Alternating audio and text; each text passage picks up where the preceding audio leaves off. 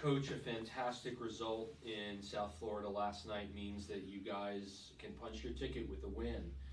Talk to us about maybe watching that game and what that means to this team, that after this turbulent season, you control your own destiny finally. Yeah, I think it's really important to see that result last night and for us to know, even in a clear fashion, exactly what we need to do in order to get into the playoffs this weekend. And so before, I think we've been in a position over the last few months and maybe you could say the entire year where it's dependent on this situation or that situation. And now it's very clear. We have to go, and if we get 3 points, then there is no question about us being in the playoffs or not. Obviously, there's other scenarios that would allow us to get into the playoffs if we draw and other teams drop points themselves, but that is absolutely not our focus. And if it's a little bit refreshing, honestly, to be able to come in this morning and say this is always the task at hand, that we want to go and get a result and win, but now we know what that will provide us if we're able to go and do it. So I think that makes us very excited now, and we've worked really hard for this moment, and now we're working even harder to create another moment. Next, we go to Anthony. Now, Coach, you've had now a week to digest not just the game against Toronto, but a few of the road performances from your team. What is there in those performances you're seeing that you want to instill and make sure this team keeps doing on the road against Nashville?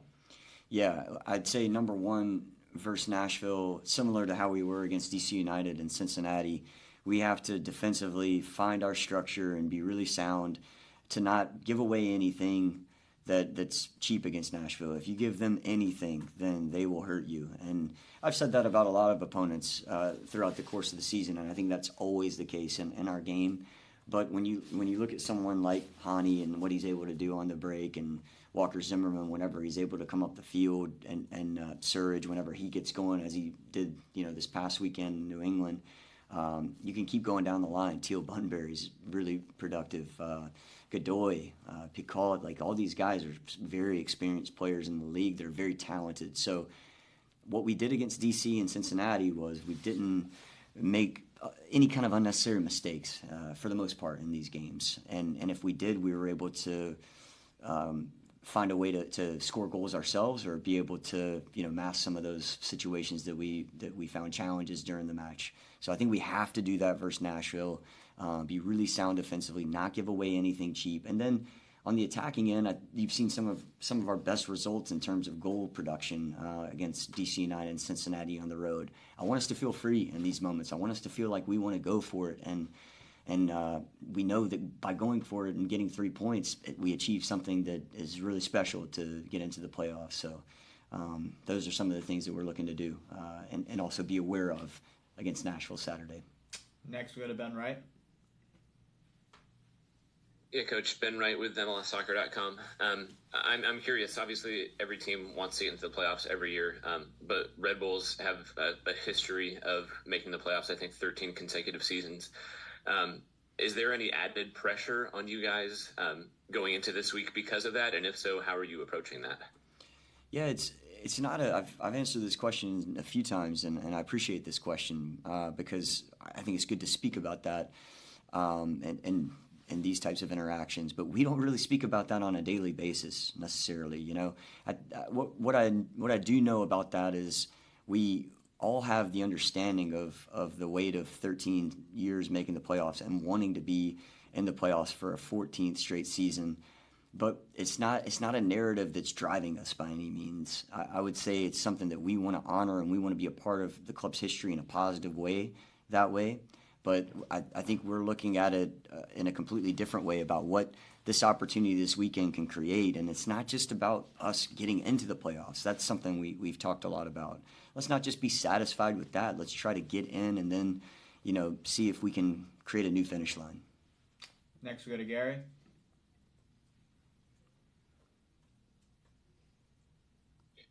Coach, you just hinted on what you just spoke about earlier about not just making the playoffs, but making a deep run at that. Of course, the fan base, they see making the playoffs as not just an accomplishment, but basically a requirement. do you see as a team now rounding in the form with these latest wins, getting comfortable on the ball, making those executions, not making mistakes? Are you feeling confident going into this game, knowing that your team is going to execute as planned? I love what I've seen in the last month in terms of results. Even in the result that we lose against Chicago, I like what I see from our group, and so we're in a good way. And then what we've seen in this last week since we've had this international break, the training has been tremendous. So I'm hoping that now that we again have a lot more clarity from the result last night, that we use what we've been doing over the last month, and really over the last week in particular, preparing for Nashville, and we go out and we're able to really put ourselves and everything that we've worked on throughout the entire season out there and just celebrate that. And hopefully at the end of the match, we're celebrating a really important moment for the club to go and get into the postseason. Next, we'll go to Michael Batista.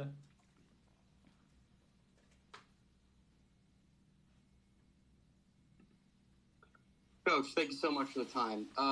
Two questions. First off, can you talk about, earlier this week you told Mark that you were hopeful that Serge could make his way into the lineup for decision day, and we saw what he did during it was a loss to New England, but he played well. Can you talk more about his progression coming back and what it would mean to have him in this final game? And secondly, I'm just curious, how do you feel about New Mexico United this weekend against Sacramento in the playoffs? Yeah, all right. Well, let's start there. Let's start there because I am thrilled to see that. I couldn't message Peter Trevisani fast enough and many of the players fast enough. And you know, I don't know Eric Quill, but I'm really pleased for him to be able to take over when he took over and then get the club into the playoffs, and wishing him the best for Sacramento.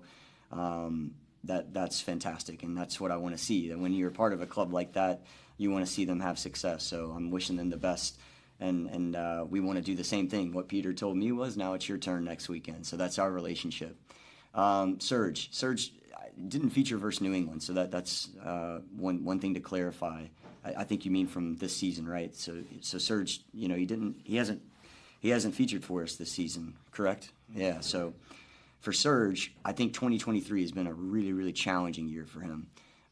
Even last year was challenging for him with some of his injury history, but he was able to feature last year in the playoff match versus Cincinnati. He was able to come on against Austin and have a really big impact. Atlanta have a really big impact.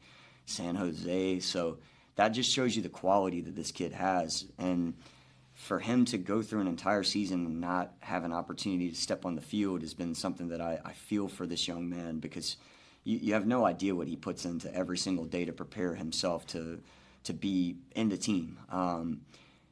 What I've seen from the last 2 weeks from him is he's been able to train with us and be full into training, and that makes me happy. So that's the first step. The next step is now making sure that he's ready to go tomorrow.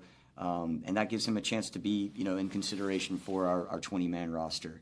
And if there's a situation where he's able to come on, I feel really good about that, because that kid, I feel good about it in a lot of ways. Number one, I think he can help us get a result. But before that, I would say I just feel good that he's shown the type of resilience and the type of young man that he is to persevere through some really hard times, to stay in it and continue to prepare himself. And when that moment comes, if that moment comes, then Serge will take advantage of it. And I'm going to be really proud to see that. Next, we go to Voss. How's it going, Coach? The one game left against a very tough foe, and of course, we have a little bit of a clearer playoff picture now.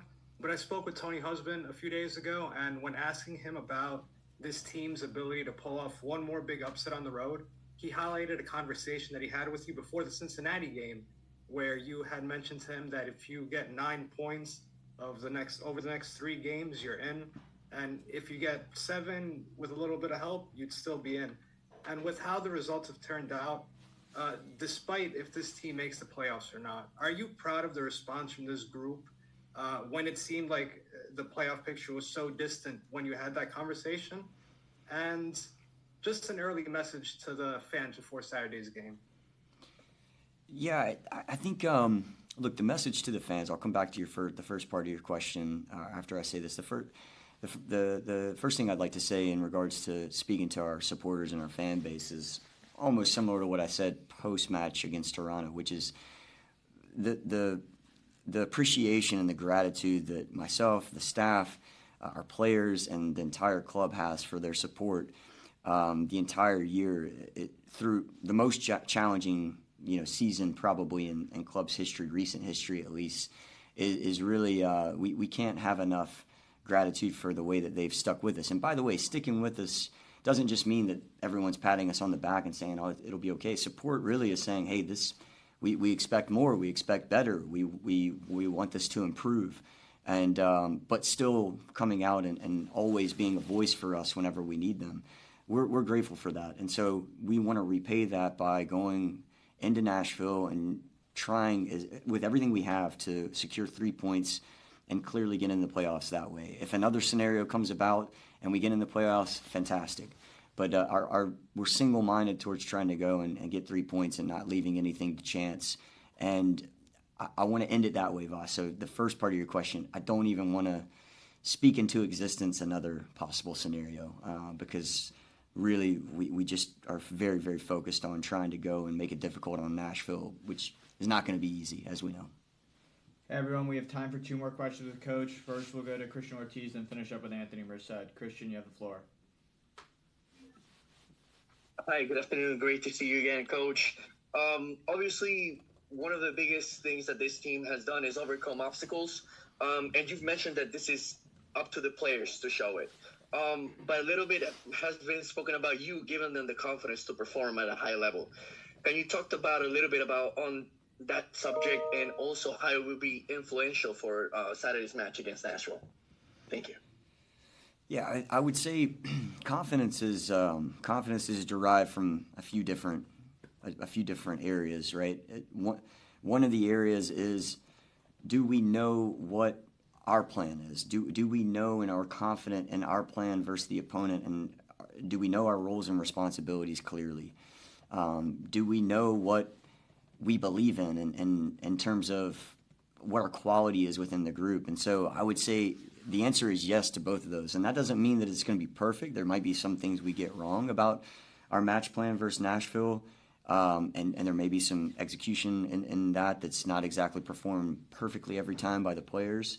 But if more times than not they can go and fulfill that, then we give ourselves a chance. And then that second area of just believing in ourselves, we've had confidence in this area now for a long time because and I think that's why we're here on deadline day. We never have stopped believing that we can achieve something in 2023.